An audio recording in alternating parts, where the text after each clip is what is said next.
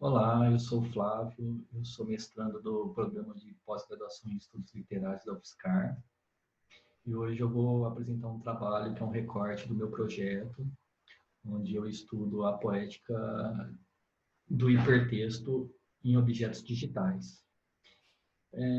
O título desse trabalho é Em Busca de um Gênero, Narrativas Hipertextuais Digitais.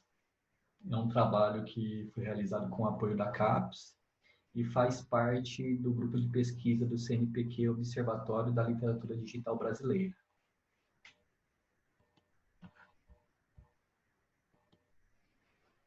Então, para começar, eu parto da noção de literatura digital, de que a gente estuda nesses objetos, é, objetos que não são uma mera digitalização de textos literários impressos. São objetos que mobilizam características expressivas do meio digital, né? E, portanto, eles não podem ser apreciados como se fosse a literatura canônica impressa, né? Então, partindo aí da citação da Gainza, né, pesquisadora chilena, se seguirmos observando e avaliando as novas literaturas pelas lentes da apreciação estética, que prevaleceram até agora, claro que não poderemos ver suas especificidades nem valorizá-las, né? Por isso, para chegar, a partir dessa noção de literatura digital, para chegar em algo mais palpável, eu entro na noção de gênero textual, né, que é onde a gente vai observar como esses objetos se materializam e exploram essas potencialidades do meio digital.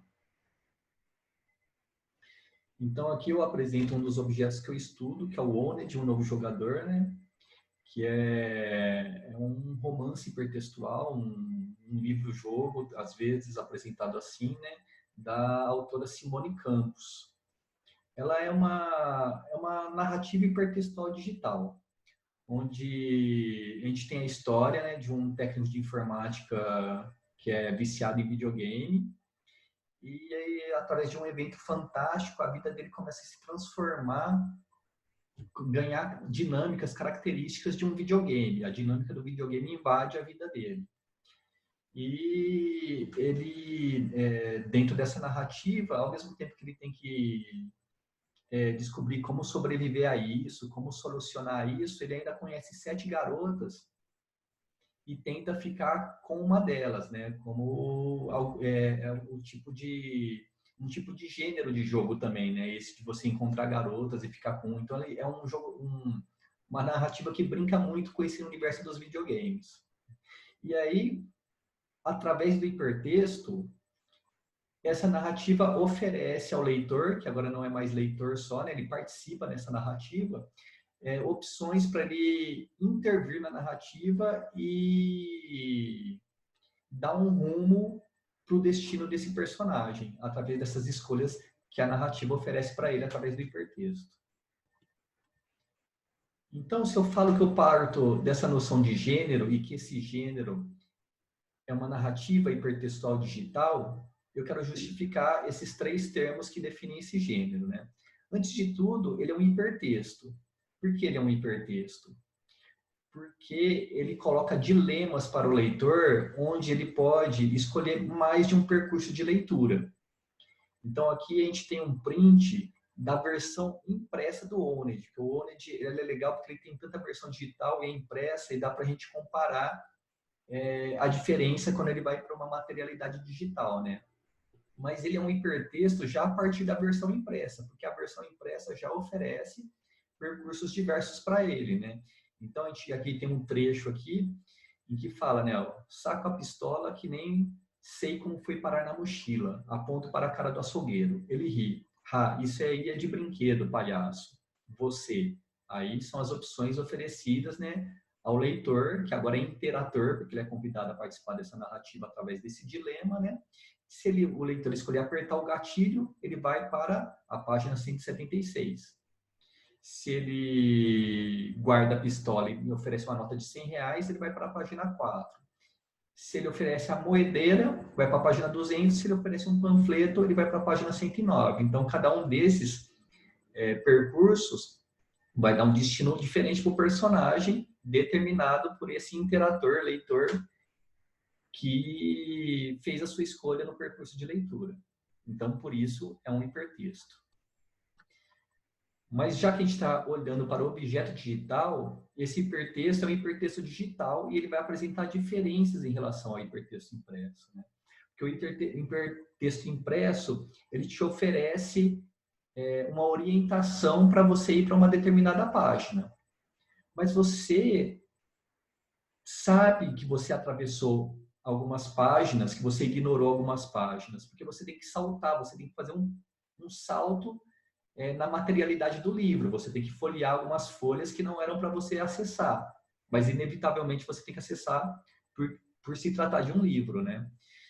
Então, a partir do momento que você vai para o hipertexto digital, você não tem acesso ao que você perdeu. Você faz uma opção através do hiperlink, o hiperlink já é a ação que te encaminha para uma espacialidade que vai te levar ao rumo da narrativa que você escolheu, e aquele que você preteriu vai ficar oculto para você. Você não vai tomar conhecimento.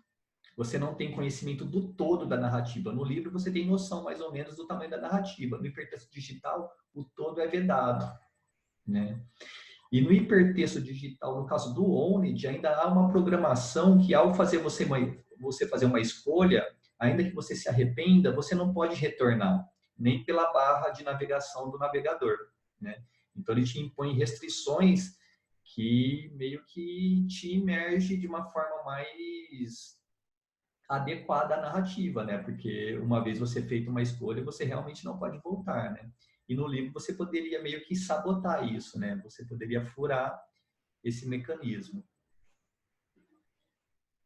E por fim, além de ser um hipertexto digital, é uma narrativa hipertextual digital, porque a gente acaba até mudando a noção de narrativa ao olhar para esse objeto. Porque se uma narrativa, segundo o Genetti, é uma sucessão de acontecimentos reais ou fictícios que constituem o objeto desse discurso, na narrativa hipertextual digital, essa narrativa é uma narrativa emergente, ou seja, ela só vai ser definida pelas escolhas do leitor interator. Então, ela só se define através do próprio ato de leitura. Então, a narrativa hipertextual digital, ela não constitui simplesmente um conjunto de cenas, mas um mundo de possibilidades narrativas, pelo qual o interator vai escolher o seu percurso e dar o destino que é consequência das suas escolhas, né? Então, aqui a gente está diante de um universo de possibilidades, né, oferecida por essa narrativa. A narrativa acontece ao mesmo tempo que o interator participa dela, determinando o seu enredo, né? E aí, o que eu proponho na minha dissertação, né? Olhar para esse objeto de uma maneira diferente através de outros parâmetros. E eu tomo emprestado alguns parâmetros que a gente encontra na obra Hamlet no Holodeck, né, da Murray, né, em que ela oferece esses três conceitos: imersão, agência e transformação. Então, a imersão, no primeiro momento, vai perguntar: que mundo é esse que o interator está participando? No caso, é um mundo onde uma vida entra na lógica do videogame, é uma vida gamificada.